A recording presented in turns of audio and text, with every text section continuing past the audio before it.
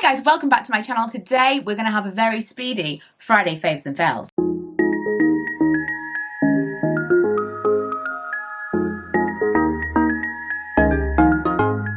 It's very speedy because I have a very finite amount of time in which to film it. The kids are on holiday, it's been a bit of a week, and I have to squeeze this in now, and my camera does not have the most battery it could have, but we're going to make it work. So I'm going to start with a fail. It doesn't happen very often. It's not often that I actually use a product and think, I must remember to tell people this is terrible. But this happened. So I'm doing a Shop My Stash every few weeks. I start on Sunday, and so I have a box of products that I'm using at the moment to just either rediscover things that I really liked before, see if I like them as much now, use things that maybe I only gave a quick try, or in some cases, things I never even tried. I have like absolutely tons and tons of makeup that I'm like, am I getting rid of this or not? And so I'm hoping these Shop My Stash videos are going to help me declutter ultimately. And this is definitely going in the decluttering bin. This is the Physicians Formula Lash Mixologist. It is just not good at all. If you have tried this and enjoy it, please let me know. I can hear Milo. I don't know if you can hear him, but he's throwing himself around in his bedroom, which is just behind that wall. Oh, we have a sheet. Didn't even see that. Let's consider it a secondary wall hanging. So we've got this on one end, which I'm not keen on anyway. I don't really understand the hourglass shaped wand, and it's just a mess. It just gets all over everything. It doesn't really give me any curve or shape or anything. And then on the other side is this, which is like stubby and pointless. The formula itself, blah. I think that the brush has a lot more to do with whether or not you like a mascara than the formula itself. The formula is more kind of how it lasts and whether or not it can like give a curl, whether or not it's going to peel and flake and that kind of thing. But a lot of it is the brush, and I don't like anything about this. It just kind of makes my lashes black and boring and rubbish, and it definitely gets all over my eyelids. So not a fan. That is the first fail I feel like in a while. I wanted to talk about this because I use this quite frequently and I don't think I've ever mentioned it. So fun fact, there still is a site that does this thing for bloggers where you can kind of pitch to advertise for them. It's really difficult to describe what this is. I'd stopped doing it a very long time ago because I felt like it was a bit of a swizz.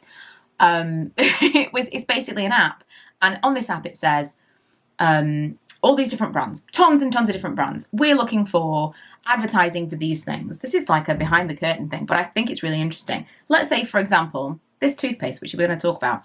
Let's say Arm & Hammer are looking for bloggers to talk about this toothpaste.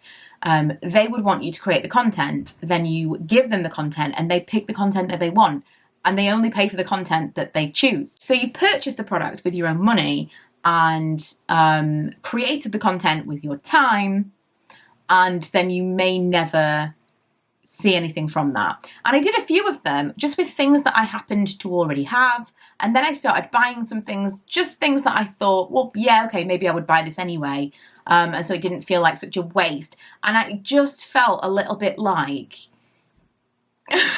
there were enough bloggers on this app for them potentially to be boosting sales of these products that they wanted to advertise just by getting bloggers to buy the product to pitch to make money on some. Do you know what I mean? It's so weird, and to me such a strange and backwards way of working that it just started to make me feel a little bit like, is this a con? Anyway, this is one of those products that I purchased thinking, well, I would actually quite like to try this anyway.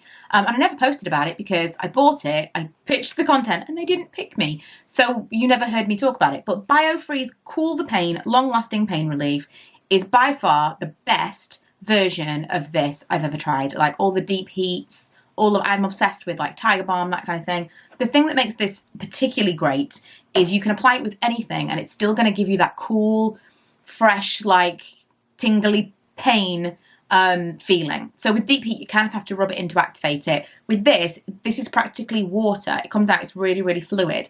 You can put it on with anything, like even a brush, an old makeup brush. And it means you don't get it on your hands. I get Lee to apply it for me.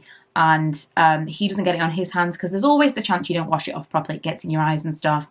And it's just really, really quick acting and super effective. And if you've got any kind of muscle pains or you're a deep heat fan, I think you'd really, really like this. Again, to clarify, I was never paid to talk about this, but I really do think it's great. I think it'd be quite interesting to do a video at some point.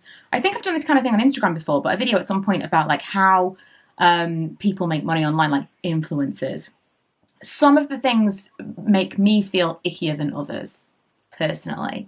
You know, it is what it is. You've got to make a living. If you're spending a lot of time doing something, you need to get something financially out of it, especially if you're trying to subsidize your income. I work part-time, and if I made no money doing this, then I'd work full-time, which I have done in the past. But there are just kind of things where you think, I don't know about this, you know, and that was one of those things for me.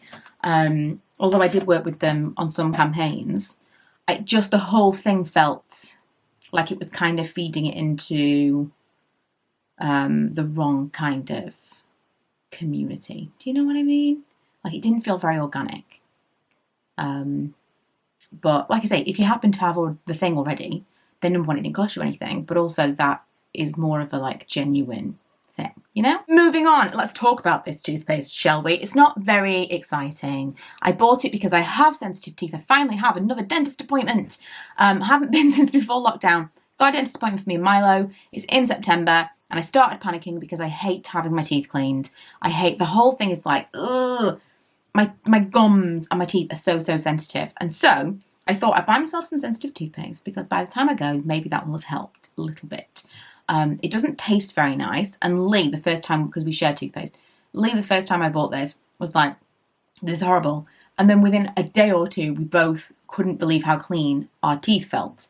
And it's the Arm & Hammer thing. It's the powered by baking soda thing. I remember this. I remember using the whitening one years ago. But I can't remember the difference.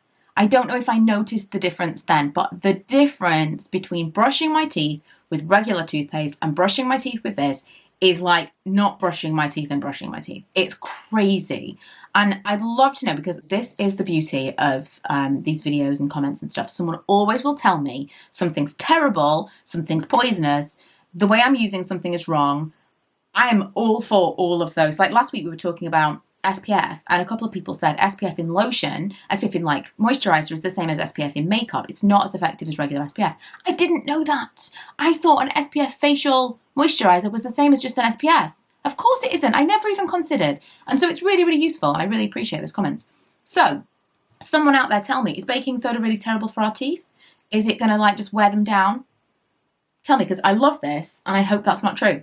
Lastly, I want to talk about the Glossier Cloud Paint in Beam. I'm wearing it today. If you saw my Sundays Shop My Stash, I wore it there. If you saw my Wednesdays video where I did a get ready with me with those same products, but a different mixture of them, I love it so much. It gives you that really gorgeous kind of sheer, glowy lit from within, beautiful colour.